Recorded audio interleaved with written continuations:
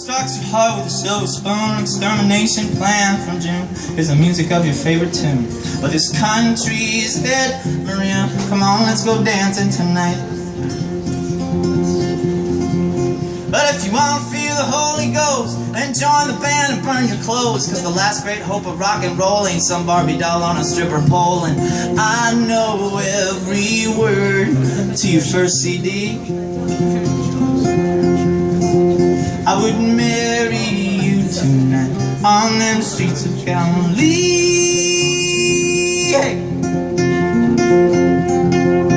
So desperately you kiss my face like you're from another time or place, a memory I cannot seem to trace at all. The triumph that you pull back into town like the circus, and what a juggling clown, a fighter for a critically acclaimed artist who can't even draw. So line on up for me and say I saved you from another day of petty lies. I've got these folks who steal from you to give you hope. I get the feeling nowadays there ain't nothing left to say.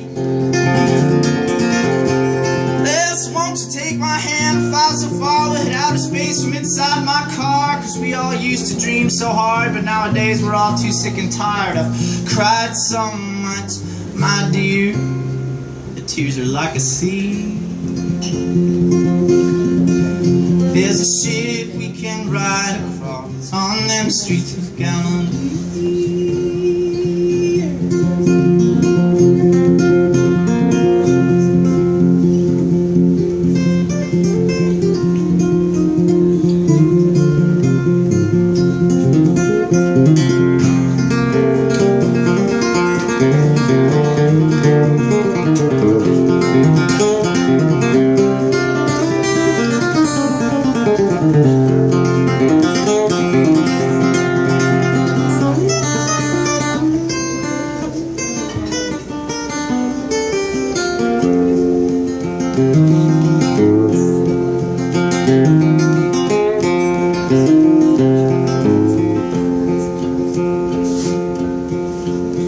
Well, no one's right, but no one's wrong, as we all wait here for the atom bomb, and I ain't never had to wait so long to get blowed up.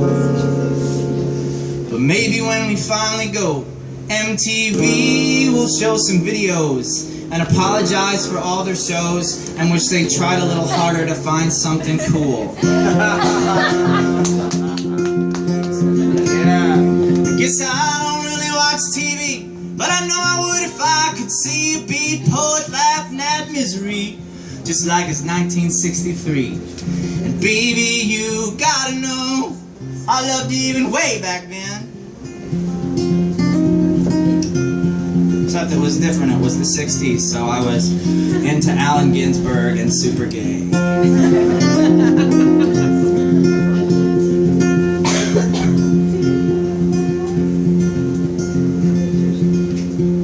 I grew up in this little town outside of Ohio, like I was saying earlier, and when I was a kid, my mom used to pick me and my sister up from school, and she would have in the car, she had two different Beatles tapes. One tape was the red Beatles tape, and the other tape was the blue Beatles tape. And I used to listen to them all the time, and I would take them up to my room and sit in front of my stereo with them and try to learn how to play guitar like the guys on the tapes, which was really hard and very discouraging, but for some reason I kept up with it anyway. I really didn't have a lot of shit going on when I was 12, so it was a good time for me to have a hobby, and I pursued it. But anyways, I figured out as I was listening to the Beatles, you know, I was into their early shit, I love the acoustic guitar stuff, you know, and I figured out though that later on, you know, with the electric guitar, that was a whole other kind of guitar, and when you played it, like a lot of the shit that happened was way cooler. You know, like if you play like acoustic guitar like I'm doing right now, somebody might sign up to feed the whales or some shit like that. Just different things you can do to help the environment. If you're playing electric guitar, like there's free beer, the chicks are going to take their shirts off, it's going to be a lot much cooler scene happening than when you're singing a song and someone's like, oh, the wolf is a sad wolf.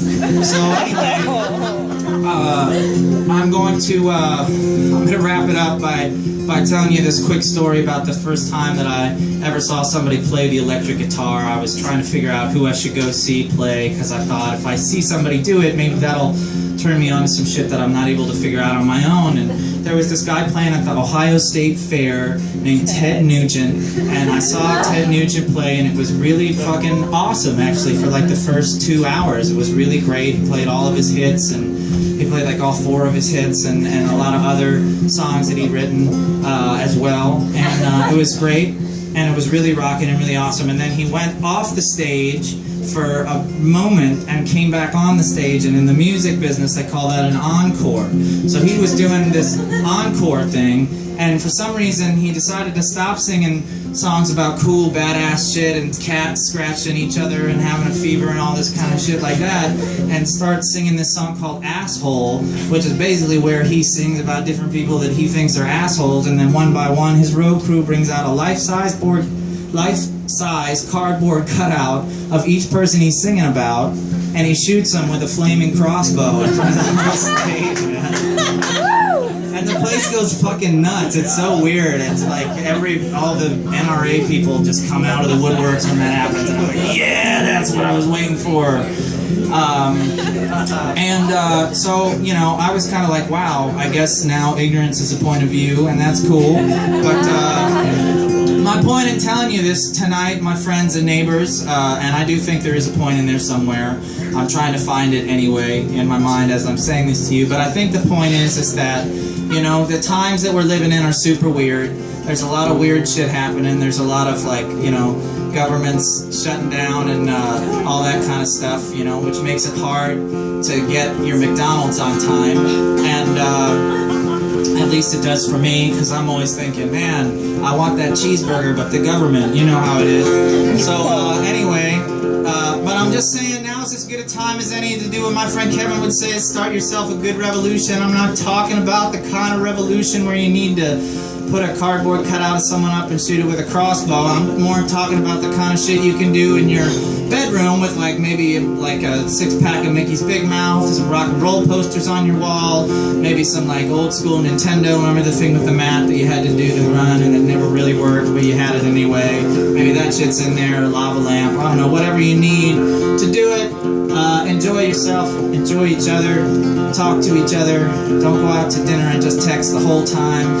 So 15 minutes of texting and then 15 minutes of talking is the way I do it. And I'm at my grandmother's house. And anyways, thank you guys so much for being so nice to me. My name is Aaron Lee Tasjan. I'd like to remind you to be who you are. Never follow a hippie to a second location. If you're gonna listen to Ted Nugent,